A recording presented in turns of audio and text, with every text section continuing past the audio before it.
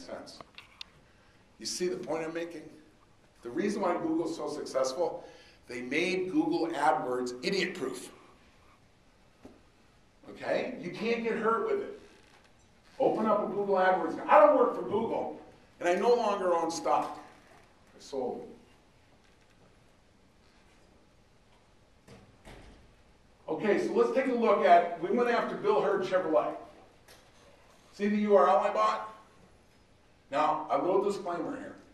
I did not put Bill Hurd Chevrolet out of business. Not my fault. They did that entirely on their own. I'd like to think we helped, John, because I think you helped too, but we didn't. They went out of business for their own stupid things. Bill Hurd Chevrolet. Hassle-free Chevrolet prices online will beat Bill Hurd Chevy prices. As a consumer, do you know that that's a competitive ad? If you're of any reason, if you're intelligent enough to buy a car, can you figure out that that is not Bill Hurd Chevrolet, even though it says Bill Hurd Chevrolet? That's the intent of the ad. My point here is don't be deceptive. Because if you're deceptive, bad things happen. I won't go into the details. Bad things happen. You don't need to be deceptive. Why do you think I put Bill Hurd Chevrolet in the headline and I bought the URL, Bill Hurd Chevrolet? Why did I do that?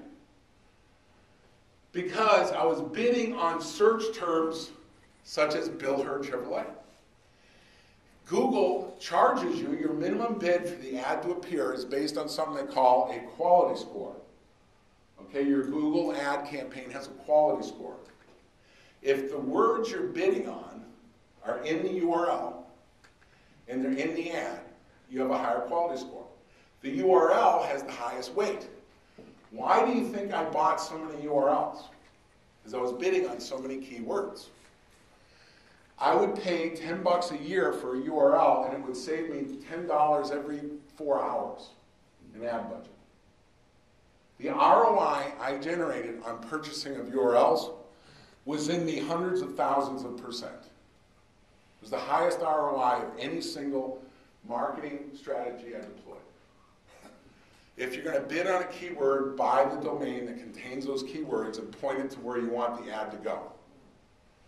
If you're going to spend the money on Google AdWords, and I was spending, at the peak, I spent as much as $50,000 a month on Google AdWords. One month I went to $55,000, but I went over budget. Scott called me in his office. He wasn't mad. The following month I had to do $45,000. We carried $5,000 as a receivable over to the, came out of my following month's campaign. John, I'd love to have a private conversation with you. If I ever told you what we did with Google Audio, the radio thing, oh my God.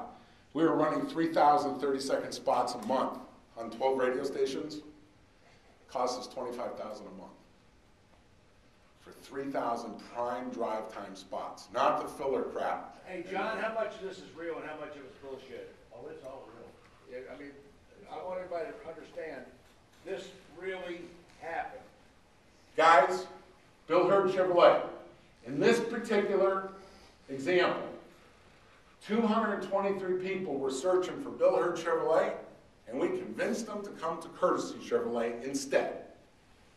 Let me sink that in.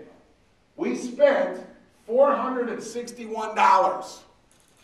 $461 we spent, and 223 people who searched for Bill Hurd Chevrolet came to a Courtesy Chevrolet website. That's competitive conquest. A nice little snapshot of the pure essence of competitive conquest.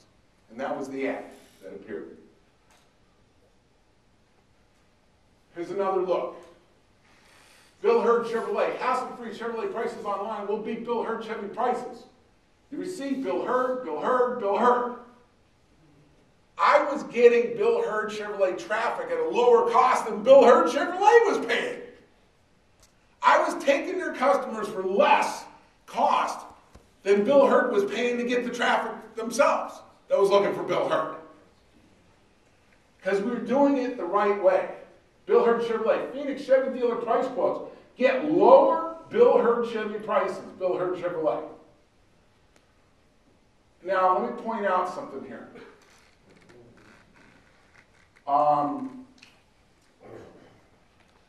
content network, search network, take the search results. 11,365 times people searched for Bill Hurd Chevrolet. Only 194 were willing to cheat. I'm okay with that, because how much did the 11,365 ups cost me? How much did 11,000 at-bats cost me? 0, baby. You only pay when they click. I only paid for the 194. And I paid a very low dollar amount because I owned bill-hurd-chevrolet.com. That's how important domain names are. Now, I'm going to share something else with you. If Bill Hurd Chevrolet had a clue, had a friggin' clue, they would have been calling the Western Regional Manager for Chevrolet Motor Division and saying, we got a problem here, Houston, right? And they would have put the squeeze on us. I ran this for 22 months. They didn't have a friggin' clue. Okay, so you got to pick your victims. I'm going to tell you something. John Thomas used to be with Midway Chevrolet. There's nothing I did going after Midway Chevy customers that he didn't know about before anybody else knew about it. I don't mean to put words in your mouth, John, but I know it. I just know that I could see the evidence. You knew everything I was doing, and I knew everything you were doing to a point. We watched it every day. Watched it every day. You search for your own terms, right? Absolutely. Should everybody be doing that, John? Yes. Okay, if you guys are not Googling your dealership's name every day, you're not doing your job. It's that simple. If you're involved in internet marketing of any kind, advertising, and you're not doing a Google search for your dealership's name, and vary it up. One day I'd search for Courtesy Chevy. The other day I'd search for Courtesy Chevrolet. And what else do you do the searches for? Your competitors' names. Because let me tell you what happens. If you do a search for Bill Hurd Chevrolet and you don't see a single paid ad, you know what that means? Ooh, baby, I can scoop traffic cheap. If I do a search for Midway Chevrolet, there'd be 15 ads. Oh, shit, that's going to be expensive to get in that